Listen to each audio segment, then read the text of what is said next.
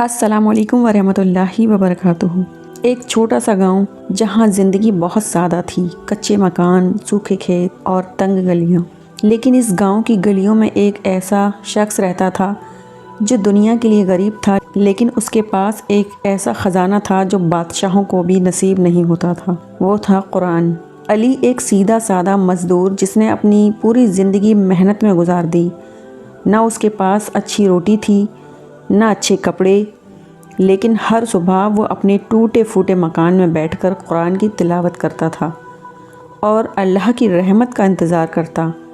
گاؤں کے لوگ اس پر ہنستے، اسے طعنے مارتے، لیکن علی کے دل میں ہمیشہ یہ یقین تھا کہ اگر اللہ امتحان لے رہا ہے تو اس کی رحمت بھی آئے گی۔ علی کی زندگی مشکلوں سے بھری تھی۔ ہر روز وہ صبح اٹھ کر مسجد جاتا، فجر کی نماز ادا کرتا اور پھر قرآن کی تلاوت کرتا۔ اس کے بعد وہ گاؤں کے کسی کھیت میں مزدوری کرتا یا شہر جا کر چھوٹا موٹا کام ڈھونڈتا۔ جو تھوڑا بہت پیسہ کماتا اس میں سے کچھ غریبوں کو دے دیتا اور باقی سے اپنا گزارا کرتا۔ لیکن کچھ لوگوں کو اس کی یہ عادت پسند نہیں تھی۔ گاؤں کے لوگ اس کا مذاق اڑاتے، ارے علی، اگر قرآن پڑھنے سے دولت ملتی تو اب تک بادشاہ بن چکا ہوتا۔ تو محنت کرنے کے بجائے بس تلاوت ہی کرتا رہے، اس سے تیرا پیٹ نہیں بھرے گا۔ علی ان طعنوں کو مسکرا کر سنتا اور کہتا، قرآن دولت سے بڑا خزانہ ہے، جس نے اسے دل سے اپنا لیا وہ غریب نہیں ہوتا۔ لیکن علی کی حالت بدتر ہوتی جا رہی تھی۔ کئی بار ایسا ہوا کہ اس کے پاس کھانے کو کچھ نہیں تھا، لیکن اس نے پھر بھی اللہ سے کوئی شکایت نہیں کی۔ وہ روز اپنے رب سے دعا کرتا، یا اللہ، مجھے تیرے قرآن کی برکت سے اتنا بنا دے کہ میں دوسروں کی مدد کر سکوں۔ اللہ کی رحمت کا دروازہ کھلتا ہے۔ ایک دن کی بات ہے کہ علی مسجد میں بیٹھا قرآن کی تلاوت کر رہا تھا۔ اس کی آواز اتنی پیاری تھی کہ مسجد میں موجود ہر شخص اس کی تلاوت میں کھو گیا۔ اسی وقت گاؤں کے سب سے بڑے کاروباری سلمان صاحب مسجد میں آئے۔ وہ شہر میں کئی دکانوں کے مالک تھے اور ایک نیک انسان بھی تھے۔ جب انہوں نے علی کی تلاوت سنی تو ان کا دل پگھل گیا۔ نماز کے بعد انہوں نے علی کو بلایا اور کہا، بیٹا تم کیا کرتے ہو؟ علی نے سر جھکا کر کہا، حضور، میں مزدوری کرتا ہوں اور جب وقت ملتا ہے تو اللہ کی کتاب پڑھتا ہوں۔ سلمان صاحب نے مسکرا کر کہا، مجھے ایک ایماندار آدمی کی ضرورت ہے جو میرے کاروبار میں میری مدد کرے۔ کیا تم میرے ساتھ کام کرو گے؟ علی پہلے تو حیران ہوا، پھر اس کی آنکھوں میں آنسو آ گئے۔ اسے سمجھ نہیں آ رہا تھا کہ اللہ نے اچانک اس کے لیے اتنا بڑا راستہ کیسے کھول دیا۔ اس نے کہا، اگر یہ اللہ کی مرضی ہے تو میں ضرور آپ کے ساتھ کام کروں گا۔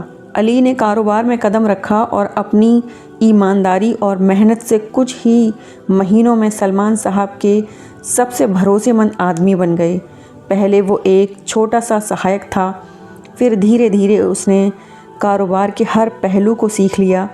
اس کی سچائی اور محنت دیکھ کر سلمان صاحب نے اسے اپنی کمپنی کا ایک حصہ دے دیا۔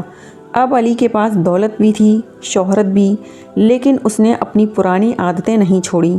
وہ اب بھی ہر صبح قرآن کی تلاوت کرتا، غریبوں کی مدد کرتا اور مسجد میں وقت گزارتا۔ گاؤں کے وہی لوگ جو اسے کبھی طعنے مارتے تھے اب اس سے مشورہ لینے آنے لگے، علی بھائی، مجھے بھی کوئی کام دلوا دو۔ علی بھائی، آپ کی کامیابی کا راز کیا ہے؟ علی مسکراتا اور کہتا، میرا راز صرف قرآن کی برکت ہے۔ میں نے اسے صرف پڑھا نہیں بلکہ اسے اپنی زندگی میں اتارا ہے۔ لیکن اللہ ہر شخص کا امتحان لیتا ہے۔ ایک دن سلمان صاحب کا کاروبار مشکل میں پڑ گیا۔ دشمنوں نے اس کے خلاف سازش رچی اور کمپنی کو بڑا نقصان ہوا۔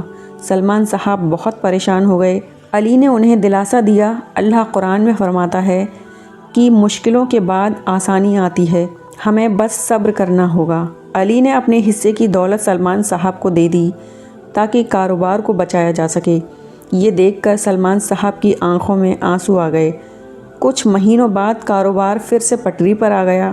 سلمان صاحب نے علی کو گلے سے لگایا اور کہا، آج مجھے سمجھ آیا کہ قرآن صرف کتاب نہیں بلکہ زندگی کا اصلی راستہ ہے۔ اب علی گاؤں میں ایک مثال بن چکا تھا۔ اس کی ایمانداری، نیک دلی اور قرآن سے محبت نے اسے غریب سے امیر بنا دیا تھا۔ لیکن اس کے دل میں اب بھی وہی سادگی تھی۔ ایک دن گاؤں میں ایک بڑا جلسہ ہوا جس میں مشہور علماء اور بڑے لوگ شامل ہوئے۔ علی کو خاص طور پر بلایا گیا تھا۔ جب اس سے پوچھا گیا کہ آپ کی کامیابی کا راز کیا ہے تو اس نے قرآن اٹھا کر کہا، یہ میری کامیابی کا راز ہے۔ جو قرآن کو پکڑ لے اسے اللہ ایسے راستوں سے رزق دیتا ہے جس کی وہ کبھی توقع بھی نہیں کر سکتا۔ علی کی کہانی ہمیں سکھاتی ہے کہ قرآن صرف پڑھنے کے لیے نہیں بلکہ اس پر عمل کرنے کے لیے ہے۔ اگر ہم اسے اپنی زندگی کا حصہ بنا لیں تو اللہ ہماری تقدیر بدل سکتا ہے۔ تو کیا آپ بھی قرآن کی برکت کو اپنی زندگی میں لانا چاہتے ہیں؟ تو یہ تھی میری آج کی ویڈیو۔ امید کرتی ہوں کہ آپ کو ویڈیو پسند آئی ہوگی۔ پسند آئی ہو تو اسے لائک، شیئر، سبسکرائب کریں اور ایک پیارا سا کمنٹ بھی کریں۔ ملیں گے انشاءاللہ اگلی ویڈیو میں، تب تک کے لیے دعاؤں میں یاد رکھیں۔ اللہ حافظ۔